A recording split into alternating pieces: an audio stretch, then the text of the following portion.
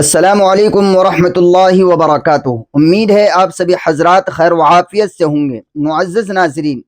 آج کی اس ویڈیو میں وضو کے متعلق ایک اہم مسئلہ یہ بیان کرنا ہے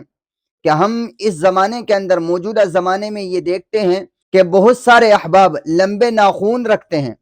اور اس میں صرف بھائیوں کی یعنی مرد حضرات کی کوئی خصوصیت نہیں ہے، بہت ساری خواتین مائیں بہنیں بھی لمبے لمبے ناخن رکھتی ہیں۔ کوئی تو انگوٹھے کا بڑا کر لیتا ہے، کوئی جو ہے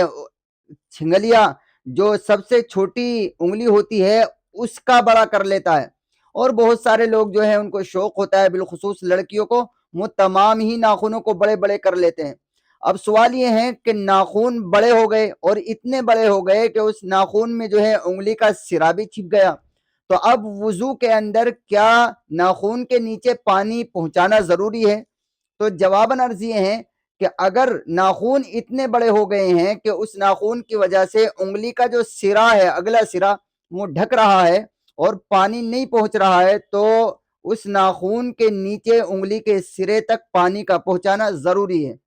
اگر انگلی کا سرا اس ناخن کی وجہ سے نہیں بھیگا تو ہمارا وضو نہیں ہوگا۔ اس لیے جو لوگ بڑے بڑے ناخن رکھتے ہیں انہیں پہلے تو یہ بات سمجھ لینی چاہیے کہ یہ شریعت کا کوئی مسئلہ نہیں ہے اور کہ ناخن بڑے رکھے جائیں، بلکہ شریعت کے اندر اس کو ناپسندیدہ سمجھا جاتا ہے، اور یہ اچھی بات نہیں ہے، اسلامی